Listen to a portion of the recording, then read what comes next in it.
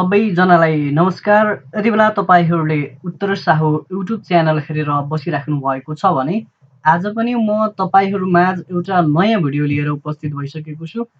आजको यस भिडियोमा म तपाईहरूलाई वन्डरसेयर फिल्मोराबाट कसरी भिडियो एडिट गर्ने भन्ने बारेमा सिकाउँदैछु। यो भिडियो अहिलेसम्म कुनै पनि सफ्टवेयरबाट भिडियो एडिट नगरेका साथीहरूको लागि हो। यो भिडियो हेरिसकेपछि तपाईहरूलाई पनि आफै प्रोफेसनल भिडियो एडिटर बन्न मन लाग्नेछ। फर्स्टमा हामी सानो सफ्टवेयरबाट नै सुरु गर्छौँ। वन्डरसेयर फिल्मोरा। तपाईँहरूले यसलाई फर्स्टमा इन्स्टल गर्नको लागि तपाईहरूलाई म यहाँ एउटा लिङ्क राखिदिन्छु डिस्क्रिप्सनमा, त्यसबाट डाउनलोड गरेर तपाईँहरूले राख्न सक्नुहुन्छ। म अब यसलाई इन्स्टल गर्छु। रन एज एडमिनिस्टर गरेर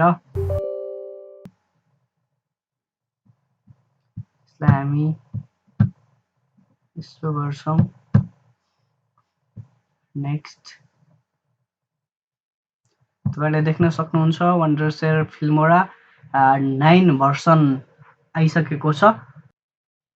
तपाईहरूले अहिलेसम्म यस च्यानललाई सब्स्क्राइब गर्नुभएको छैन भने कृपया सब्स्क्राइब गरिदिनु होला र सँगै रहेको नोटिफिकेसन बेल आइकन पनि अन गरिदिनु होला। यसो गर्दाखेरि तपाईहरूले मेरो भिडियोहरू सबैभन्दा पहिले तपाईहरूले हेर्न सक्नुहुनेछ। तपाईहरूले देख्न सक्नुहुन्छ मैले i3 को 5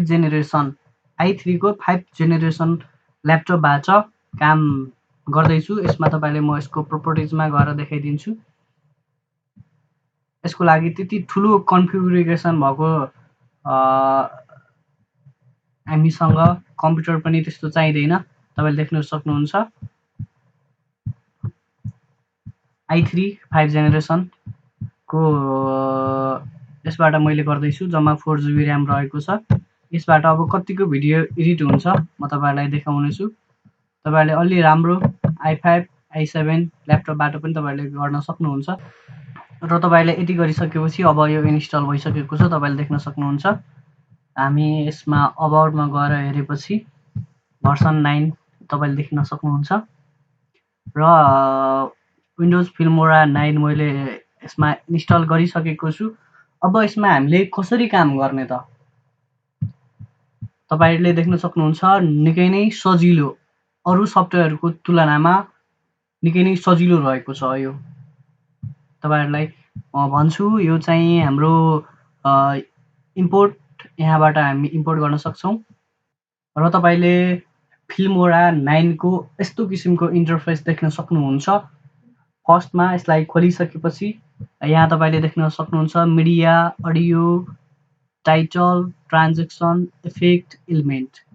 तपाईहरूले यहाँबाट फर्स्टमा अब हामीले गर्नुपर्ने भनेको यहाँ एउटा भिडियो ल्याउनको लागि भिडियो, अडियो अथवा फोटो तपाईलाई जे चाहिन्छ त्यो ल्याउनको लागि तपाईहरूले सामान्य यसरी क्लिक गरेर यहाँबाट ल्याउन सक्नुहुन्छ। तपाईले देख्न सक्नुहुन्छ एउटा भिडियो आइसकेको छ।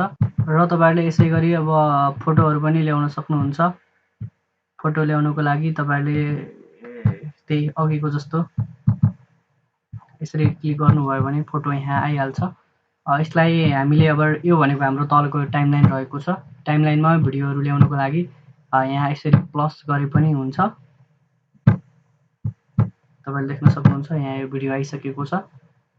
हेलो, म यति बेला अब यसमा इफेक्टहरू राख्नको लागि तपाईहरू यहाँ देख्न सक्नुहुन्छ इफेक्ट प्यानल रहेको छ। यहाँ इफेक्टहरू तपाईले यहाँ राख्न सक्नुहुन्छ। यति धेरै यहाँ इफेक्टहरू रहेको छ। यसलाई अलिकति ठुलो बनाइदिउँ। तपाईले देख्न सक्नुहुन्छ यस्तो इफेक्टहरू रहेको छ। यसलाई यहाँ ड्र्याग गरेर तल ल्याइदिने। कस्तो देखिन्छ यो प्रडक्ट यस्तो किसिमको देखिन्छ। यहाँ एलिमेन्ट भित्र तपाईहरूले देख्न सक्नुहुन्छ यति धेरै एलिमेन्टहरू यहाँ रहेका छन्। अब यिनलाई तपाईहरूले डाउनलोड मात्र गर्नुपर्छ। डाउनलोड गर्नको लागि पैसा लाग्दैन र यसलाई हामी यसरी प्लस गरेर डाउनलोड गर्छौँ। र यस्तो किसिमको यो आएको छ। र तपाईँहरूले टाइटलहरू लेख्नको लागि यसलाई म डिलिट गरिदिन्छु। जस्तो अब यहाँनिर टाइटल लेख्नु पर्यो भने यो इफेक्टलाई पनि म अहिले डिलिट गरिदिन्छु।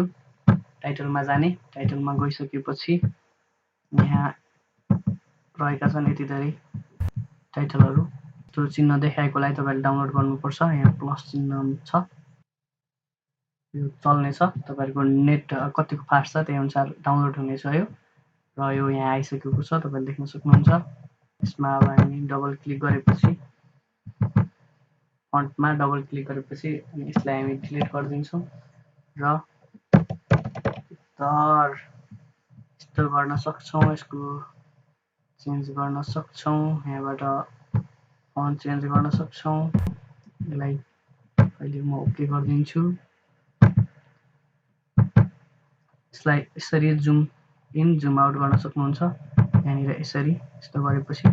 र तपाईँले यहाँबाट पनि जुम इन जुम आउट गर्न सक्नुहुन्छ यसरी। त्यति गाह्रो छैन यो सफ्टवेयरबाट काम गर्न, निकै नै सजिलो रहेको छ यो भिडियो एडिट गर्न चाहने बिगिनरहरूका लागि। निकै नै राम्रो सफ्टवेयर हो यो। तपाईँले सामान्य आफ्नो ल्यापटपबाट पनि राम्रो एडिट गर्न सक्नुहुन्छ।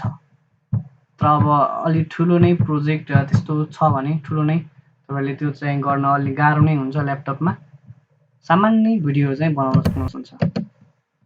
तपाईँहरूले आफ्नो म्युजिक राख्न पनि सक्नुहुन्छ। मिडियामा गएर यहाँ राइट क्लिक गरेर यो अडियोलाई यहाँ ड्र्याग गरेर यहाँ तल ल्याइदिन्छु र यस्तो किसिमको यो तपाईँको गीत तल आइसकेको छ।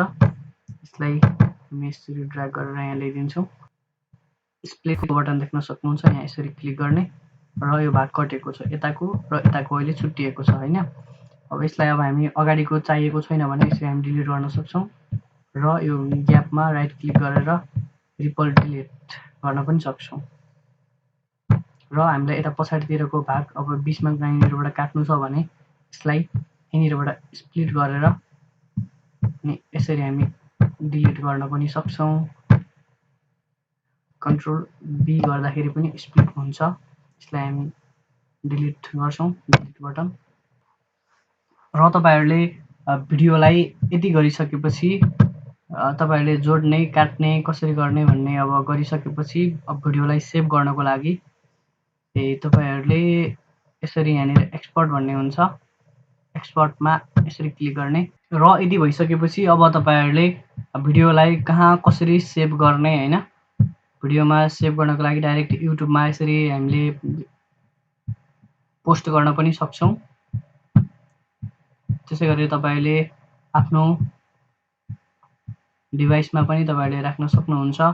यहाँ तपाईँले फर्मेट देख्न सक्नुहुन्छ, MP4 लगायतको यति धेरै फर्मेटहरू रहेको छ। अहिले चाहिँ यसको भिडियो रेजुलेसन चाहिँ मैले सेटिङमा गएर कस्टममा गएर हामी गराउन सक्छौँ 1920x1080। यसलाई हामी ओके गर्छौँ। तपाईँले देख्न सक्नुहुन्छ यसको रेजुलेसन यति र यो भिडियोको साइज चाहिँ जम्मा 6 MB मात्र रहेको छ। अब हामी यसलाई यसरी एक्सपोर्ट गर्छौँ।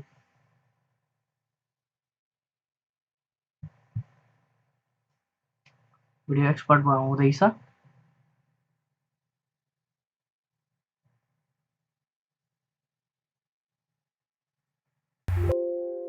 भिडियो एक्सपोर्ट भइसकेको छ। अब हामी अहिले भएको भिडियोलाई कहाँ सेभ भएको छ भनेर खोज्छौँ होइन।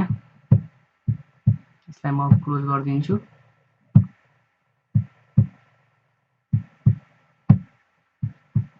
त्यो भिडियो यहाँभित्र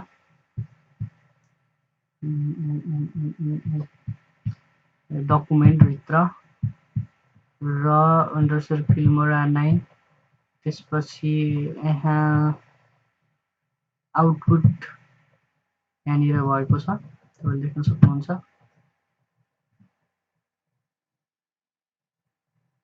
यस्तो भिडियो रहेको छ। नो वाटरमार्क पनि छैन होइन। तपाईँले अब यसै गरेर भिडियो एडिट गर्न सक्नुहुन्छ। मैले आजको लागि चाहिँ अब यति नै गर्छु। तपाईँहरूलाई कस्तो किसिमको भिडियो मनपर्छ त्यो तपाईँहरूले कमेन्ट मार्फत लेखिदिनु भयो भने निकै नै म आभारी हुने थिएँ। आजको भिडियो कस्तो लाग्यो? लाइक, कमेन्ट, सेयर अनि च्यानललाई सब्सक्राइब गरिदिनु होला। अहिले भने तपाईँहरूबाट म बिदा हुन्छु। नमस्कार।